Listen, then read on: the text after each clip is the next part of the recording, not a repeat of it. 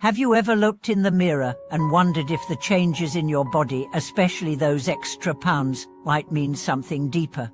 Could it be that gaining weight in specific areas is not just a biological occurrence, but a reflection of energetic shifts, karmic patterns, or even signs of fortune? Welcome back to the channel. I'm so happy you're joining me today for a topic that blends ancient wisdom with modern curiosity: how the body, particularly where it gains weight, may be interpreted through the lens of fortune, energy, and spiritual symbolism. Today's video isn't about beauty standards or body shaming. It's about understanding how certain physical traits may indicate underlying spiritual or energetic developments, and how we can learn to interpret those signs wisely, without superstition or vanity.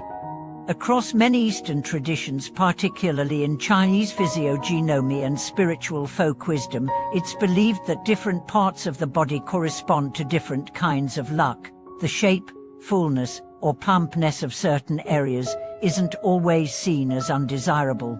In fact, in many traditions, these characteristics are viewed as signs of blessing, prosperity, stability, or protection. Let's begin at the top. The face. In traditional face reading, a full and rounded forehead is considered a sign of strong ancestral blessing and early life luck. It indicates a person who receives support from elders, teachers, or influential mentors. If you've noticed your forehead becoming more prominent or full, not from stress or aging, but from natural padding, some believe it may symbolize the unlocking of karmic gifts from your lineage. Similarly, full cheeks are associated with generosity, sociability, and authority. In some Buddhist communities, high lamas or respected teachers often have full, glowing faces, not because they overeat, but because their inner radiance manifests physically. These facial signs are often said to be connected to accumulated merit. Now let's talk about the neck and shoulders. A sturdy, well-padded neck can indicate a strong ability to carry responsibility. In symbolic terms, the neck is what connects the mind-head with the heart-body. A strong neck may suggest someone whose ideas are becoming manifest in the world, someone beginning to bear the weight of meaningful service. Broad shoulders with some healthy flesh are viewed as signs of a person who is dependable, trustworthy, and capable of supporting others emotionally, financially, or spiritually. These aren't signs of burden, but of capacity. Moving down to the chest and abdomen. In traditional wisdom, the stomach is the center of nourishment, both literal and spiritual. A soft, full belly is often associated with abundance. In many ancient cultures, a plump belly signified that one was well fed, not just with food, but with opportunity, peace, and satisfaction. In Buddhist iconography, think of Buddha, the laughing Buddha, often depicted with a large belly and a joyous smile. He represents contentment, generosity, and carefree abundance. Interestingly, people who gain weight in the belly during periods of spiritual or emotional growth may actually be anchoring new forms of stability. The belly is also the seat of the third chakra, the solar plexus, related to willpower, self-esteem, and confidence. Gaining a bit of softness here can sometimes mean you're learning to relax, control, and receive. Let's explore the hips and thighs. In Eastern symbolism, wide or full hips in women have long been associated with fertility, not just in the biological sense, but in creativity, nurturing, and feminine power. They represent the foundation. In men, strong thighs often signal stamina, movement, and action. If someone gains weight in the thighs and hips while going through a life transition, especially involving relationships, family, or home, it may reflect an energetic grounding. The body is building base support.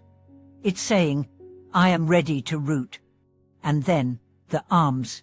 Gaining weight in the upper arms, especially the triceps area, is sometimes associated with unexpressed generosity. Think about this: the arms are extensions of the heart. We hug, hold, lift, and give with our arms. When someone has the impulse to give, to help, to care but suppresses it, they may find energy storing here.